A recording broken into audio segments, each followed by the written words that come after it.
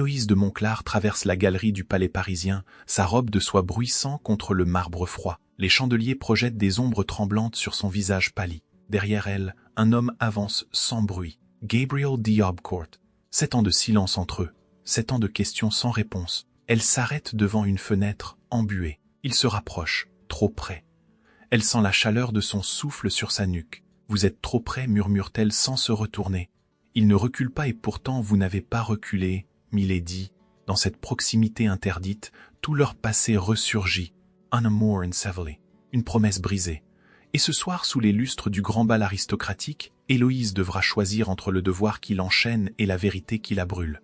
Le bal battait son plein dans les salons dorés de l'hôtel de Beaumont. Les lustres de cristal versaient leur lumière sur les robes de soie et les habits brodés. Les violons jouaient une valse lente et mélancolique. Les couples tournaient avec grâce sous les regards scrutateurs de la haute société parisienne. C'était l'un de ces soirs où tout devait être parfait, où chaque geste comptait, où chaque regard portait un jugement. Héloïse de Monclar se tenait près d'une colonne de marbre blanc. Sa robe de satin ivoire épousait sa silhouette avec élégance. Ses cheveux châtains étaient relevés en un chignon complexe. Quelques mèches encadraient son visage au très fin. Elle portait au cou un collier de perles qui avait appartenu à sa grand-mère. Ses mains gantées tenaient un éventail de nacre qu'elle n'ouvrait pas. Elle regardait la foule sans vraiment la voir. Demain, elle épouserait le marquis de Rochemont, un homme de 45 ans qu'elle connaissait à peine, un homme riche et influent, un homme capable de sauver le domaine familial de la ruine. Le mariage avait été négocié pendant des mois. Les contrats étaient signés, les invitations envoyées. Il ne restait plus qu'à prononcer les vœux. Héloïse savait qu'elle n'avait pas le choix. Le domaine des Monclar s'effondrait sous les dettes. Les vignobles ne produisaient plus. Les fermiers partaient. Les créanciers frappaient à la porte chaque semaine. Son père était mort l'année précédente en laissant un héritage empoisonné. Sa mère, malade et fragile, dépendait entièrement d'elle. Le marquis de Rochemont offrait la seule issue possible. Il paierait les dettes. Il restaurerait le domaine. En échange, il obtiendrait un nom ancien et une jeune épouse. Héloïse avait accepté ce marché sans protester. Elle avait été élevée dans l'idée que le devoir passait avant tout, que l'amour était un luxe réservé aux naïfs, que les femmes de son rang devaient sacrifier leurs désirs pour préserver l'honneur familial. Elle avait appris à étouffer ses émotions, à sourire quand il le fallait, à se taire quand c'était nécessaire. Mais ce soir, dans cette salle dorée et bruyante, quelque chose en elle se rebellait. Une voix intérieure murmurait que tout cela était faux, que sa vie ne devrait pas se résumer à un contrat, qu'elle méritait mieux qu'un mariage sans amour. Elle ferma les yeux un instant. Elle essaya de respirer calmement. Les conversations autour d'elle formaient un brouhaha indistinct. Les rires sonnaient creux. Less compliments semblant vides. Tout lui paraissait artificiel. Puis elle sentit un changement dans l'atmosphère, un frémissement subtil. Less conversations relentant. Les regards se tournèrent vers l'entrée principale. Héloïse rouvrit les yeux. Elle suivit le mouvement général. Un homme venait d'entrer. Grand, élégant, vêtu d'un habit noir impeccablement coupé. Ses cheveux sombres étaient peignés en arrière. Son visage portait les traces d'une vie intense. Des rides légères au coin des yeux. Une mâchoire ferme. Un regard gris acier qui balayait la salle avec une autorité naturelle. Gabriel d'Aubcourt, duc, homme politique. Personnalité influente de la vie parisienne. Et l'homme qu'Héloïse avait aimé 7 ans auparavant. Son cœur se serra violemment. Elle sentit ses jambes trembler. L'éventail glissa entre ses doigts. Elle le rattrapa de justesse. Autour d'elle, les murmures s'intensifièrent. Gabriel d'Aubcourt était rarement présent dans les bals mondains. Sa venue ce soir constituait un événement. Héloïse aurait voulu disparaître, fuir avant qu'il ne la voie. Mais elle était paralysée, incapable de bouger, incapable de détourner le regard. Gabriel traversa la salle avec une démarche assurée. Il salua quelques personnes au passage, des hommes politiques, des aristocrates. Il échangea quelques mots avec l'hôte de la soirée, puis son regard balaya de nouveau l'assistance, et il la trouva. Leurs yeux se croisèrent, une fraction de seconde, mais ce fut suffisant.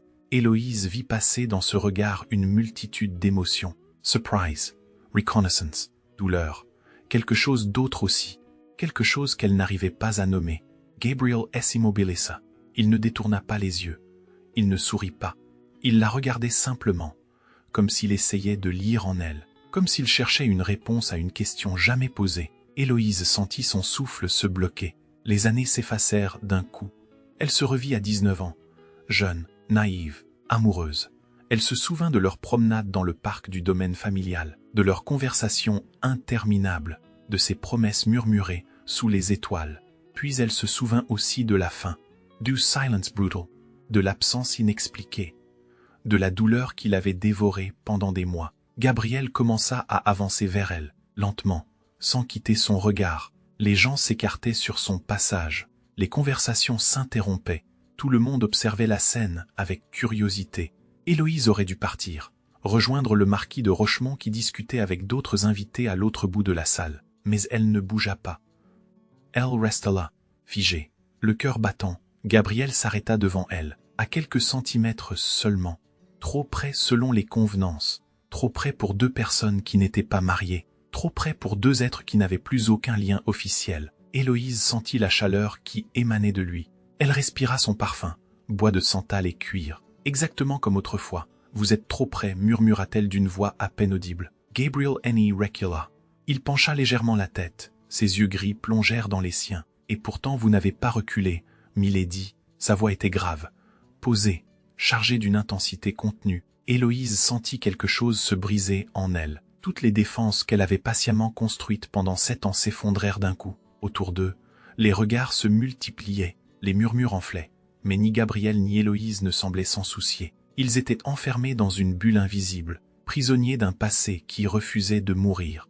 7 ans plus tôt, Héloïse avait 20 ans. Elle vivait encore au domaine familial avec ses parents. La vie était simple, prévisible. Elle passait ses journées à lire, à dessiner, à se promener dans les jardins. Elle ne connaissait rien du monde extérieur, rien de la politique. Reign des intrigues parisiennes. Puis Gabriel d'Aubecourt était arrivé. Il rendait visite à son père pour discuter d'affaires politiques. À l'époque, il était déjà un homme influent, député, conseiller du gouvernement, proche des cercles de pouvoir. Il avait 30 ans, une réputation solide, un avenir prometteur. Leur première rencontre avait eu lieu dans le jardin. Héloïse cueillait des roses. Gabriel était sorti fumer un cigare après le déjeuner. Ils s'étaient croisés près de la fontaine. Elle avait levé les yeux. Il avait souri, et quelque chose s'était passé, quelque chose d'inexplicable. Ils avaient commencé à se parler. D'abord de choses anodines, du temps, des fleurs, de la beauté du domaine. Puis les conversations s'étaient approfondies. Ils parlaient de littérature, de philosophie, de leurs rêves et de leurs peurs. Gabriel revenait souvent, toujours sous prétexte de voir son père. Mais en réalité, c'était pour elle. Héloïse était tombée amoureuse sans s'en rendre compte. Gabriel était différent des autres hommes qu'elle connaissait. Il l'écoutait vraiment. Il respectait ses opinions. Il ne la traitait pas comme une enfant ou comme un ornement. Il la voyait comme une personne à part entière. Et lui aussi était tombé amoureux. Elle le voyait dans ses yeux, dans la manière dont il la regardait, dans le tremblement de sa voix quand il prononçait son prénom. Ils avaient passé des heures ensemble, à marcher dans les allées du parc, à s'asseoir au bord du lac, à parler jusqu'à ce que le soleil se couche. Gabriel Louis racontait Paris, la vie politique, les luttes de pouvoir, les idéaux qu'il défendait. Héloïse l'écoutait avec fascination. Elle découvrait un monde qu'elle ne connaissait pas, un monde où les idées comptaient, où les décisions avaient des conséquences. Un soir, sous les étoiles, Gabriel lui avait pris la main. Il l'avait regardée longuement, puis il avait murmuré « Je vous aime, Héloïse, je ne devrais pas. Mais je ne peux pas m'en empêcher. » Héloïse avait senti son cœur exploser de joie. Elle avait répondu d'une voix tremblante « Je vous aime aussi, Gabriel. » Depuis le premier jour, ils s'étaient embrassés, unbaser timide, doux, chargés de promesses. Héloïse avait cru que sa vie venait de commencer, qu'elle avait trouvé l'homme avec qui elle voulait vieillir.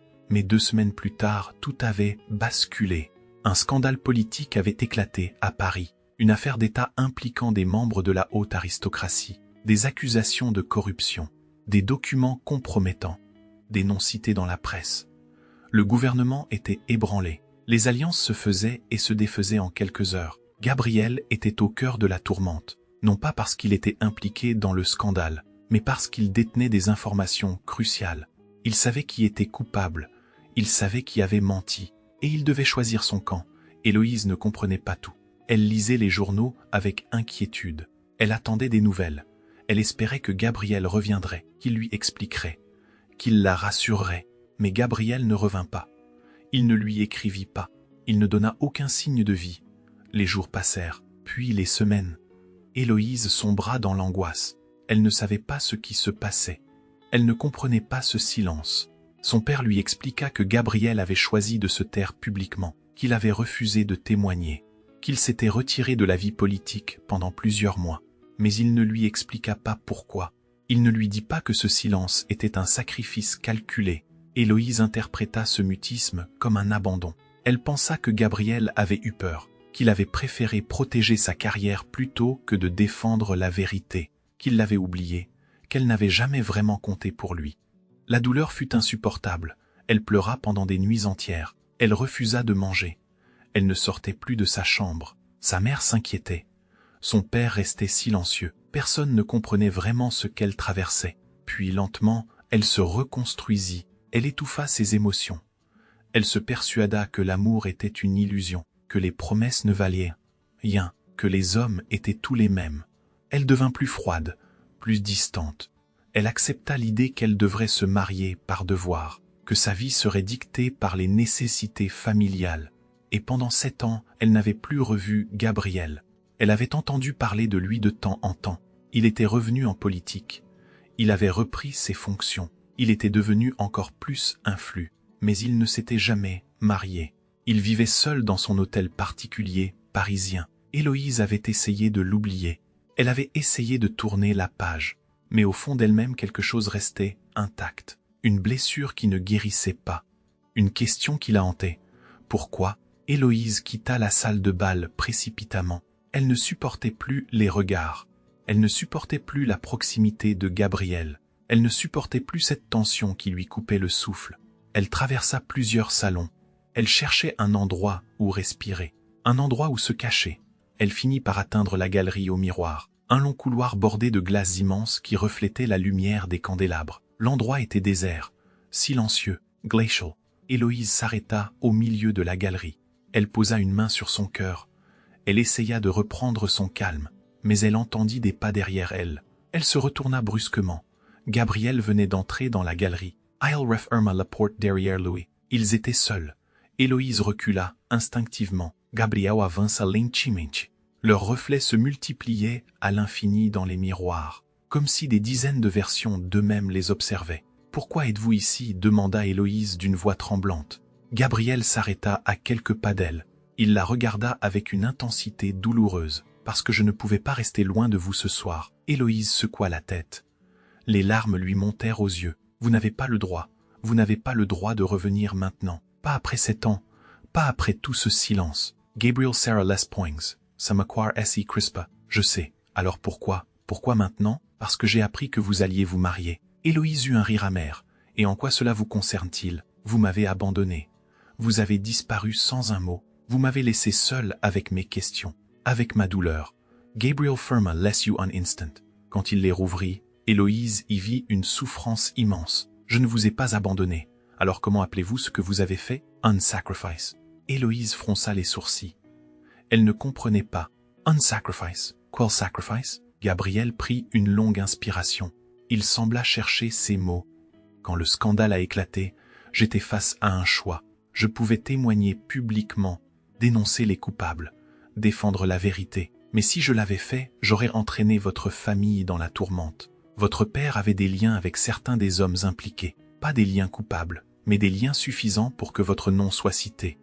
Solly, détruit. Héloïse sentit son cœur serrer. Elle n'avait jamais entendu cette version des faits. Mon père ne m'a jamais rien dit, parce que je lui ai demandé de se taire. Je lui ai expliqué que mon silence protégerait votre famille, que si je restais en retrait, personne ne poserait de questions, que votre nom resterait intact. Mais pourquoi ne pas me l'avoir dit à moi? Pourquoi ne pas m'avoir écrit? Gabriel s'approcha d'un pas. Sa voix se brisa légèrement, parce que je savais que si je vous écrivais, je ne pourrais pas tenir ma promesse. Je savais que si je vous voyais, je ne pourrais pas rester loin de vous, et ma présence dans votre vie aurait attiré l'attention. Les journalistes, les rumeurs, tout ce que j'essayais d'éviter.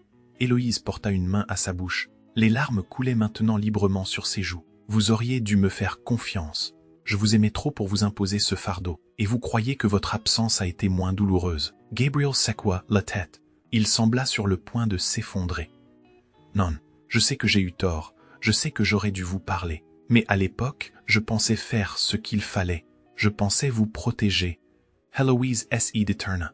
Elle regarda son reflet dans les miroirs. Elle vit une femme brisée. Une femme qui avait passé 7 ans à se reconstruire sur un mensonge. Vous m'avez volé 7 ans de ma vie. Je sais. Vous m'avez laissé croire que je ne comptais pas pour vous. Je sais. Et maintenant, vous revenez, la veille de mon mariage. Pour me dire quoi? Que vous m'aimiez. Que tout ça était un malentendu. Gabriel s'approcha encore. Il se plaça derrière elle. Leur reflet se faisait face dans le miroir. Je reviens pour vous dire la vérité. Parce que je ne peux pas vous laisser épouser cet homme sans savoir, sans comprendre. Héloïse ferma les yeux. Elle sentait la présence de Gabriel dans son dos, si proche, si douloureusement proche. Et qu'est-ce que cela change? Le domaine est ruiné. Ma mère dépend de ce mariage. Je n'ai pas le choix. Vous avez toujours le choix. Héloïse rouvrit les yeux. Elle croisa le regard de Gabriel dans le miroir. Non, pas quand on est une femme, pas quand on porte un nom, pas quand on a des responsabilités. Gabriel posa une main sur son épaule. Un geste léger, presque imperceptible. Mais Héloïse sentit une décharge électrique la traverser. Je ne suis pas venu pour vous sauver. Je ne suis pas venu pour vous offrir une solution. Je suis venu pour que vous sachiez que je ne vous ai jamais oublié, que pas un jour ne s'est passé sans que je pense à vous, que si j'avais pu choisir autrement, je l'aurais fait. Héloïse se retourna brusquement. Elle le regarda droit dans les yeux. Et maintenant, que attendez-vous de moi? Gabriel Lysa Retumber S.A. Main. Il recula d'un pas. Rien, je n'attends rien, je voulais juste que vous sachiez. Héloïse sentit une colère froide monter en elle. Vous vouliez soulager votre conscience. C'est ça. Je voulais vous rendre votre dignité, celle que je vous ai volée en disparaissant. Héloïse ne sut quoi répondre. Elle resta là, tremblante, perdue. Gabriel la regardait avec une tristesse infinie, puis il s'inclina légèrement. « Pardonnez-moi ». Il se retourna et commença à marcher vers la sortie. Héloïse le regarda s'éloigner. Chaque pas résonnait dans la galerie silencieuse. Elle aurait voulu le rappeler, lui crier de rester, mais aucun son ne sortit de sa gorge. Gabriel atteignit la porte. Il posa une main sur la poignée, puis il s'arrêta. Sans se retourner, il murmura « Je vous aime toujours, Héloïse, et je vous aimerai jusqu'à mon dernier souffle. » Puis il ouvrit la porte et disparut. Héloïse resta seule au milieu de la galerie, entourée de ses propres reflets, prisonnière de sa propre douleur. Héloïse retourna dans la salle de bal. Elle se composa un visage neutre. Elle rejoignit le marquis de Rochemont qui l'accueillit avec un sourire poli. Il lui présenta plusieurs invités. Elle répondit mécaniquement. Elle souriait quand il le fallait. Elle hochait la tête au moment approprié. Mais son esprit était ailleurs. Elle cherchait Gabriel du regard. Elle ne le vit pas. Il avait dû quitter le bal. Elle ressentit un mélange de soulagement et de déception. Elle ne savait plus ce qu'elle voulait. Elle ne savait plus ce qu'elle ressentait. Le marquis l'invita à danser. Elle accepta. Ils rejoignirent les autres couples sur la piste. La musique reprit. Une valse lente. Le marquis la tenait avec correction. Pas trop près. Pas trop loin. Tout était parfaitement convenable. Héloïse dansait sans penser. Elle laissait son corps suivre les mouvements. Elle regardait par-dessus l'épaule du marquis. Elle voyait les visages défiler, les sourires, les regards. Tout lui semblait irréel. Puis elle remarqua quelque chose d'étrange. Plusieurs femmes la regardaient avec curiosité. Certaines chuchotaient entre elles. Héloïse fronça les sourcils. Que se passait-il? La danse s'y termina. Le marquis la raccompagna à sa place. Il s'excusa et partit discuter avec d'autres invités.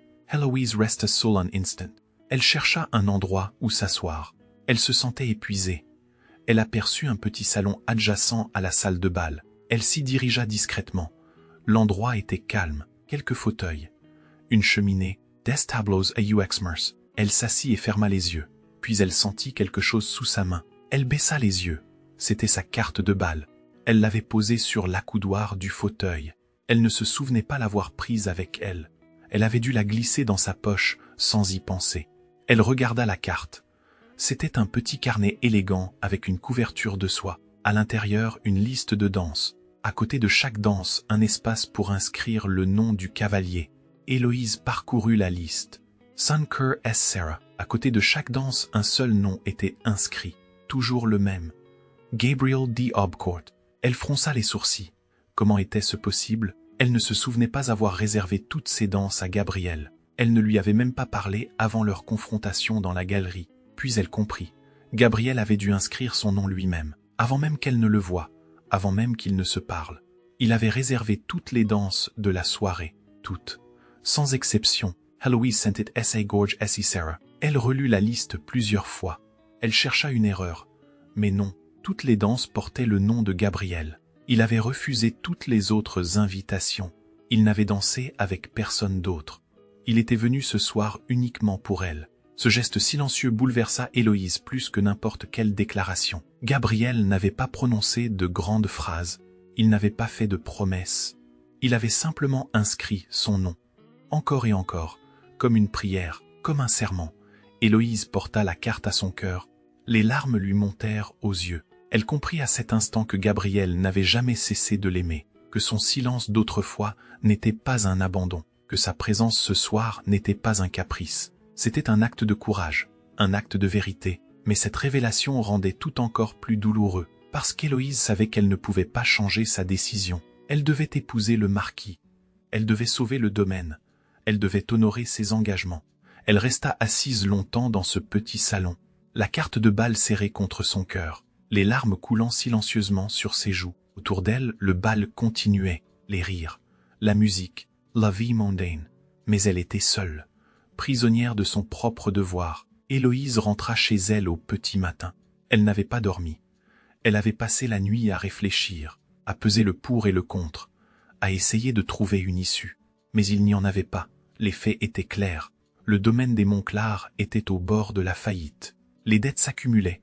Les créanciers menaçaient de saisir les terres. Sa mère, malade et fragile, ne survivrait pas à la honte d'une ruine publique.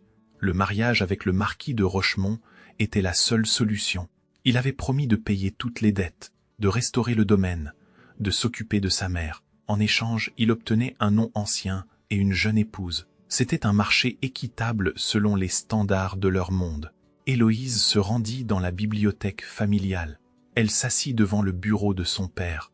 Elle regarda les piles de documents, les contrats, les lettres des créanciers, les comptes en rouge. Tout était là, noir sur blanc, la preuve irréfutable de leur situation. Elle pensa à Gabriel, à son regard dans la galerie au miroir, à sa voix brisée quand il avait dit « Je vous aime toujours, Héloïse ». Elle pensa à la carte de bal, à tous ces noms inscrits, à ce geste silencieux qui en disait plus que 1000 mots. Mais elle pensa aussi à sa mère, à son père mort en laissant ce fardeau, à toutes les générations de Monclar qui avaient vécu sur ces terres, à ce nom qu'elle portait, à ce devoir qui pesait sur ses épaules. Elle se leva et marcha jusqu'à la fenêtre. Elle regarda le domaine, les vignobles abandonnés, les bâtiments en ruine, les jardins envahis par les mauvaises herbes. Tout cela était en train de mourir, et elle était la seule personne capable de le sauver. Mais à quel prix? À quel prix devait-elle sacrifier sa propre vie? À quel prix devait-elle renoncer à l'amour? À quel prix devait-elle étouffer ses propres désirs? Héloïse ferma les yeux. Elle pensa à toutes ces femmes avant elle, toutes ces femmes de son rang qui avaient fait le même choix, qui avaient épousé des hommes qu'elle n'aimait pas, qui avaient vécu des vies entières sans passion, qui avaient vieilli dans le silence et la résignation. On lui avait toujours dit que c'était noble, que c'était courageux, que c'était la preuve d'une grande force de caractère. Mais maintenant, elle se demandait si ce n'était pas simplement de la lâcheté de ne pas oser vivre sa propre vie, la lâcheté de se cacher derrière le devoir pour éviter de prendre des risques. Elle rouvrit les yeux. Elle regarda de nouveau le domaine, et pour la première fois de sa vie, elle se demanda si tout cela en valait vraiment la peine, si un nom valait plus qu'une vie, si des terres valaient plus qu'un cœur. Elle pensa à Gabriel, à ce qu'il avait dit « Vous avez toujours le choix ». À l'époque, elle avait répondu que non, qu'une femme de son rang n'avait pas de choix. Mais était-ce vraiment vrai? Ou était-ce simplement ce qu'on lui avait appris à croire? Héloïse passa la journée entière dans cette bibliothèque. Elle relut tous les documents, elle recalcula tous les chiffres, elle chercha une autre solution.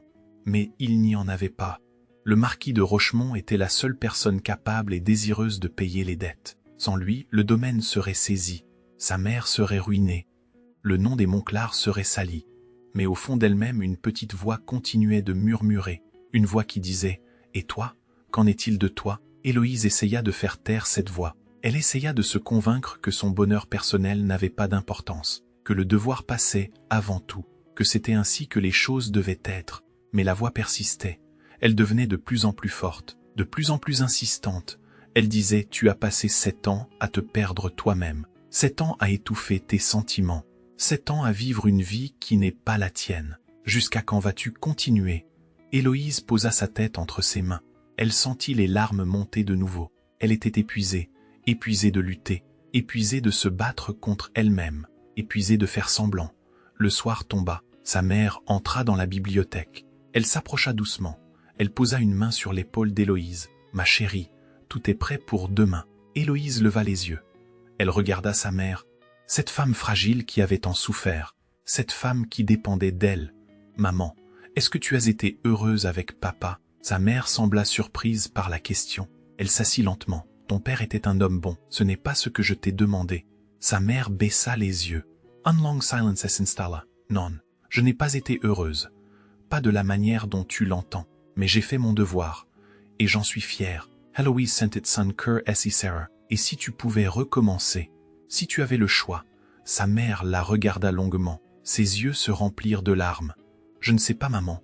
Je ne veux pas finir comme toi. » Sa mère tressaillit, comme si ces mots l'avaient frappée, puis elle hocha lentement la tête. « Je sais. Alors pourquoi me demandes-tu de faire ce mariage? Parce que je ne vois pas d'autre solution. Et si je te disais qu'il existe une autre solution? Une solution qui ne passe pas par ce mariage ?» Sa mère fronça les sourcils. « De quoi parles-tu? De vivre ma propre vie, de choisir mon propre chemin, même si cela signifie perdre le domaine. » Sa mère se leva brusquement. Son visage se durcit. « Tu ne peux pas faire ça. Tu ne peux pas abandonner tout ce que ta famille a construit. » « Je n'abandonne rien. Je choisis simplement de ne pas me sacrifier pour des pierres et des terres. Ce ne sont pas que des pierres et des terres. C'est notre histoire, notre nom, notre honneur. » Héloïse se leva à son tour. Elle regarda sa mère droit dans les yeux. « Et moi, qu'en est-il de moi? De ma vie? De mon bonheur? Est-ce que tout cela ne compte pas ?» Sa mère détourna le regard. Elle semblait déchirée. « Bien sûr que cela compte. Mais parfois nous devons faire des sacrifices. Pourquoi? Pourquoi devrais-je sacrifier ma vie entière pour un nom ?» Sa mère ne répondit pas. Elle resta silencieuse longtemps. Puis elle murmura « Parce que c'est ce que font les femmes de notre rang. » Héloïse sentit une colère froide monter en elle. « Eh bien, peut-être que je ne veux plus être une femme de ce rang. » Sa mère la regarda avec stupéfaction. Puis elle quitta la pièce sans un mot. Héloïse resta seule dans la bibliothèque. Le silence était assourdissant. Elle savait qu'elle venait de franchir une ligne qu'on ne franchissait pas dans leur monde. Mais étrangement, elle ne ressentait aucun regret, seulement une clarté nouvelle, une certitude qui grandissait en elle. Elle préférait perdre une terre que se perdre elle-même. L'aube se levait sur Paris. Une lumière froide et bleutée envahissait les rues encore désertes. Héloïse avait quitté la maison familiale discrètement. Elle portait une cape sombre. Elle marchait vite. Elle savait où elle allait. Elle se dirigea vers un passage couvert qu'elle connaissait bien. Une galerie élégante sous verrière de verre et de fer forgé. Un lieu qu'elle aimait autrefois. Un lieu où elle venait se promener avec Gabriel quand ils étaient jeunes. Elle entra dans la galerie. L'endroit était désert à cette heure. Les boutiques étaient fermées. Les vitrines sombres. Seule la lumière de l'aube filtrait à travers les verrières. Le brouillard matinal imbua les vitres. Tout était silencieux, suspendu. Héloïse s'arrêta au milieu de la galerie. Elle regarda autour d'elle. Les souvenirs affluèrent. Elle se revit marcher ici avec Gabriel. Rire, parler, rêver, c'était il y a si longtemps, une autre vie. Puis elle entendit des pas. Elle se retourna. Gabriel venait d'entrer dans la galerie. Il portait un manteau sombre. Ses cheveux étaient légèrement en désordre. Il semblait fatigué, comme s'il n'avait pas dormi non plus. Ils se regardèrent en silence. Héloïse sentit son cœur battre violemment. Gabriel s'approcha lentement. Il s'arrêta à quelques pas d'elle. « Comment saviez-vous que je serais ici ?» demanda Héloïse d'une voix tremblante. Gabriel eut un sourire triste. « Parce que c'est ici que nous nous sommes dit adieu la dernière fois, avant que tout ne s'effondre. » Héloïse hocha la tête. Elle se souvenait. C'était 7 ans auparavant, juste avant le scandale. Ils s'étaient promenés dans cette galerie. Ils avaient parlé de leur avenir. Ils avaient fait des projets. Puis tout avait basculé. « Pourquoi êtes-vous venu ?» demanda Gabriel doucement. Héloïse prit une longue inspiration. Elle chercha ses mots, parce que j'ai pris une décision. Gabriel attended. Son regard était intense, inquiet. Je ne vais pas épouser le marquis de Rochemont. Gabriel Tresselet. Il sembla retenir son souffle. Héloïse, vous ne pouvez pas faire ça. Le domaine sera perdu. Je le sais. Les créanciers saisiront les terres. Ma mère sera ruinée. Le nom des Monclar sera sali. Je sais tout cela. Alors pourquoi? Héloïse le regarda droit dans les yeux. Parce que je préfère perdre une terre que me perdre moi-même. Gabriel ferma les yeux. Quand il les rouvrit, Héloïse y vit des larmes. Vous ne savez pas ce que vous dites. Vous ne savez pas ce que cela signifie. La société vous rejettera. Les portes se fermeront. Vous serez seul. Je ne serai pas seul. Gabriel secoua la tête. Je ne peux pas vous sauver. Je ne peux pas payer vos dettes. Je ne peux pas restaurer votre domaine. Je ne peux rien vous offrir d'autre que ma présence. Héloïse s'approcha d'un pas. Elle posa une main sur son cœur. C'est tout ce que je veux. Votre présence, votre vérité, votre amour. Gabriel prit sa main à la Serafort, comme s'il avait peur qu'elle ne disparaisse. Vous allez tout perdre. Non, je vais tout retrouver. Gabriel la regarda longuement. Puis lentement, il retira son gant. Du bout des doigts, il effleura le dos de sa main. Un geste minuscule, mais immense, chargé de toutes les années de silence, de toutes les promesses jamais tenues, de toutes les douleurs partagées. Héloïse ne retira pas sa main. Elle la laissa là, sous les doigts de Gabriel. Elle sentit la chaleur de sa peau, la douceur de son toucher, la vérité de ce geste. Gabriel s'approcha encore. Il posa une main sur sa joue. Héloïse ferma les yeux. Elle sentit son souffle contre ses lèvres. Puis il l'embrassa. Ce n'était pas un baiser de fuite. Ce n'était pas un baiser de désespoir. C'était un baiser de vérité. Lent, grave, digné. Un baiser qui scellait un engagement. Un baiser qui disait « Nous sommes là, ensemble, malgré tout ». Héloïse sentit quelque chose se libérer en elle. Toutes les années de douleur, toutes les années de silence, toutes les années de mensonges, tout cela s'effaçait, remplacé par une paix profonde, une certitude tranquille. Quand ils se séparèrent, Gabriel posa son front contre le sien. Ils restèrent ainsi longtemps, sans parler, sans bouger, simplement ensemble. La lumière du jour grandissait. Le brouillard sur les vitres commençait à se dissiper. Paris s'éveillait. Les premiers passants apparaissaient dans les rues. La vie reprenait son cours. Mais dans cette galerie silencieuse, Héloïse et Gabriel étaient hors du temps, hors du monde. Ils avaient trouvé leur propre vérité, leur propre paix. Gabriel murmura contre ses lèvres « Je ne vous laisserai plus jamais ». Héloïse sourit doucement. « Je sais, quoi qu'il arrive, quoi que le monde dise, je resterai à vos côtés. Je sais. » Gabriel recula légèrement. Il la regarda avec une intensité infinie. « Vous êtes la femme la plus courageuse que je connaisse. » Héloïse secoua la tête. « Non, je suis simplement une femme qui a choisi de vivre sa propre vie. » Gabriel prit ses deux mains dans les siennes. « Alors vivons-la ensemble. » Héloïse hocha la tête. Les larmes coulaient sur ses joues. Mais c'étaient des larmes de soulagement, de joie, de liberté.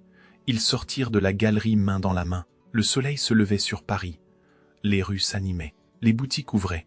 Les gens vaquaient à leurs occupations. Personne ne faisait attention à eux. Deux silhouettes marchant côte à côte dans la lumière du matin. Héloïse savait que les jours à venir seraient difficiles, qu'elle devrait affronter la colère de sa mère, les reproches de la société, la perte du domaine, mais elle savait aussi qu'elle ne serait pas seule, que Gabriel serait là, que cette fois, il ne partirait pas.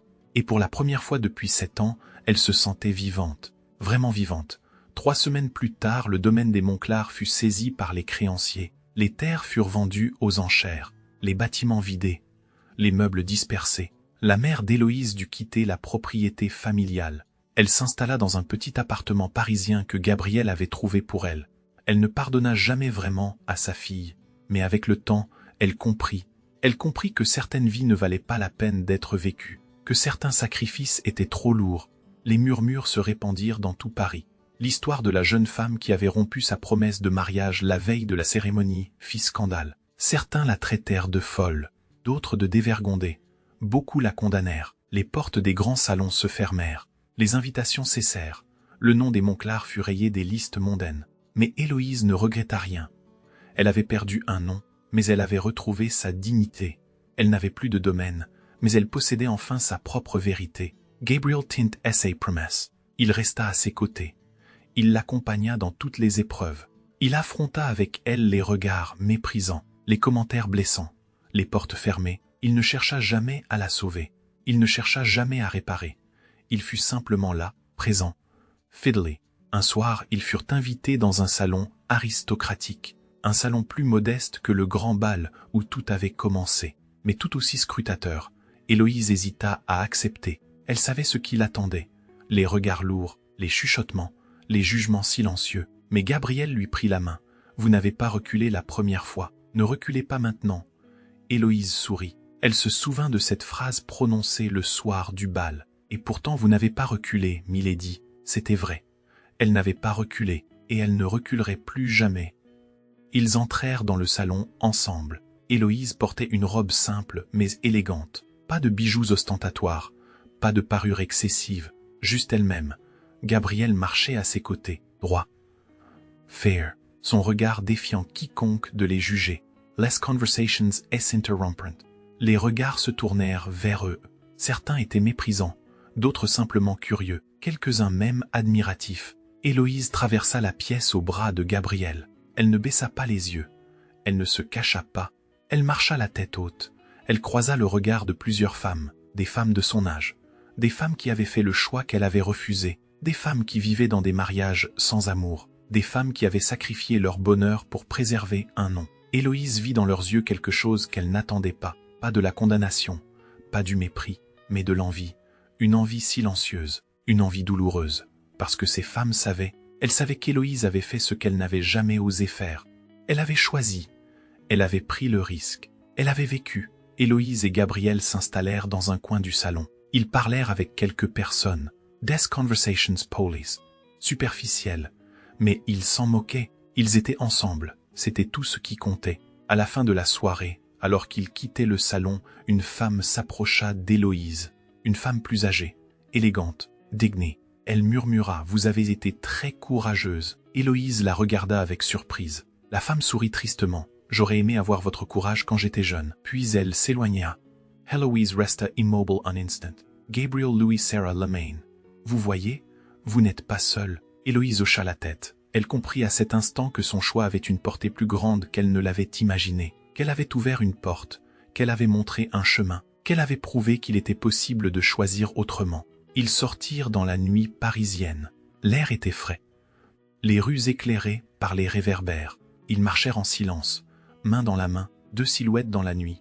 Héloïse leva les yeux vers le ciel. Les étoiles brillaient, les mêmes étoiles que 7 ans auparavant, quand Gabriel lui avait dit pour la première fois qu'il l'aimait. Mais tout avait changé depuis. Ils avaient changé, ils avaient souffert. Ils avaient perdu, mais ils avaient aussi trouvé. Ils avaient trouvé la vérité. Ils avaient trouvé la liberté. Gabriel s'arrêta. Il se tourna vers elle. Il prit son visage entre ses mains. « Je vous aime, Héloïse, plus que tout au monde. » Héloïse sourit. Un sourire paisible, lumineux. « Je vous aime aussi, Gabriel, et cette fois je ne vous laisserai plus partir. » Ils s'embrassèrent sous les étoiles. Un baiser long, profond, chargé de toutes les promesses qu'ils se faisaient, de tous les lendemains qu'ils construiraient ensemble, de toute la vie qui s'ouvrait devant eux. Et dans ce baiser, il y avait quelque chose de plus grand que l'amour. Il y avait la victoire sur la peur, la victoire sur le devoir aveugle, la victoire sur les conventions, la victoire sur eux-mêmes. Ils rentrèrent chez eux, dans le petit appartement que Gabriel avait loué pour eux, un endroit modeste, mais chaleureux, rempli de lumière, rempli de leur présence. Héloïse n'avait plus de domaine, elle n'avait plus de fortune, elle n'avait plus de nom reconnu, mais elle avait tout ce qui comptait vraiment. Elle avait sa liberté, elle avait sa dignité, elle avait son amour, et elle savait qu'elle ne reculerait plus jamais. Les mois passèrent, puis les années. Héloïse et Gabriel construisirent une vie ensemble, une vie simple, loin des fastes de l'aristocratie, loin des intrigues mondaines.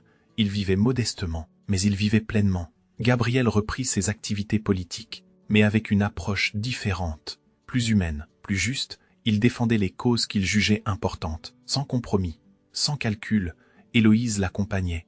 Elle découvrit un monde qu'elle ne connaissait pas, un monde où les idées comptaient, où les actions avaient du sens, où la vie avait une direction. Elle commença à écrire des articles, des essais, sur la condition des femmes, sur le poids des conventions, sur la liberté de choisir. Ces textes furent publiés dans des journaux progressistes. Certains les critiquèrent, d'autres les applaudirent, mais tous les lurent.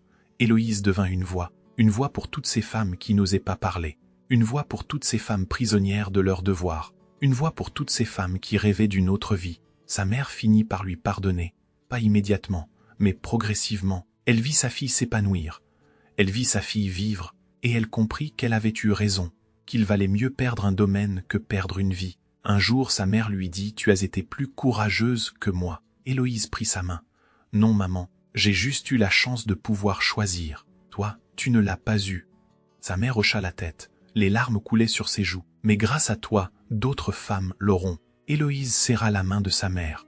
Elle comprit à cet instant que son choix avait eu un impact, qu'il avait changé quelque chose. Pas seulement pour elle, mais pour toutes celles qui viendraient après. Gabriel et Héloïse ne se marièrent jamais officiellement. Ils n'en avaient pas besoin. Leur engagement était plus profond que n'importe quel contrat. Ils vivaient ensemble. Ils s'aimaient, ils se respectaient. C'était suffisant. Ils vieillissaient ensemble. Les cheveux de Gabriel grisonnèrent. Les traits d'Héloïse se marquèrent. Mais leur amour ne faiblit jamais. Au contraire, il se renforça. Il devint plus profond, plus solide, plus vrai. Un soir, alors qu'ils étaient assis près de la cheminée, Gabriel prit la main d'Héloïse. « Vous souvenez-vous de ce que vous m'avez dit le matin où vous avez rompu votre promesse de mariage ?» Héloïse sourit. « Je vous ai dit que je préférais perdre une terre que me perdre moi-même. » Gabriel hocha la tête. C'est la phrase la plus courageuse que j'ai jamais entendue. Héloïse posa sa tête sur son épaule. C'était la seule chose juste à dire. Gabriel l'embrassa sur le front. « Vous avez changé ma vie. » Héloïse ferma les yeux. « Vous avez sauvé la mienne. » Ils restèrent ainsi longtemps, en silence, écoutant le crépitement du feu, sentant la chaleur de leur présence mutuelle, savourant la paix qu'ils avaient trouvée. Et dans ce silence, il y avait tout ce qui comptait, l'amour, la vérité, la liberté, la dignité. Héloïse avait perdu un nom, mais elle avait retrouvé sa vie. Elle avait perdu un domaine, mais elle avait gagné son âme. Elle avait perdu l'approbation du monde, mais elle avait gagné sa propre estime. Et elle savait qu'elle avait fait le bon choix, le seul choix possible, le choix de vivre, le choix d'aimer, le choix d'être elle-même. L'amour véritable n'est pas celui qui répare tout, ce n'est pas celui qui efface les douleurs, ce n'est pas celui qui résout tous les problèmes. L'amour véritable est celui qui nous rend à nous-mêmes, celui qui nous libère de nos propres prisons, celui qui nous donne le courage de vivre notre propre vérité. Héloïse et Gabriel n'ont pas retrouvé la richesse. Ils n'ont pas retrouvé l'approbation du monde. Ils n'ont pas retrouvé leur place dans la haute société, mais ils ont retrouvé l'essentiel. Ils ont retrouvé leur liberté intérieure. Ils ont retrouvé leur dignité. Ils ont retrouvé leur capacité à choisir. Et c'est cela au fond que signifie ne pas reculer devant ses sentiments, ne pas reculer devant sa vérité, ne pas reculer devant soi-même. C'est accepter de perdre ce qui nous enchaîne pour gagner ce qui nous libère. L'histoire d'Héloïse et Gabriel n'est pas une histoire de happy end facile. C'est une histoire de victoire morale, une histoire de courage tranquille, une histoire de vérité reconquise. Et c'est ce qui la rend belle, ce qui la rend vraie, ce qui la rend éternelle. Parce qu'au bout du compte, ce qui compte vraiment, ce n'est pas ce que nous possédons, c'est ce que nous sommes. Ce n'est pas le nom que nous portons, c'est la vie que nous vivons.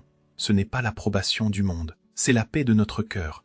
Héloïse l'a compris. Et en le comprenant, elle a tout changé, pour elle, pour Gabriel, et pour toutes celles qui après elle oseront choisir leur propre chemin.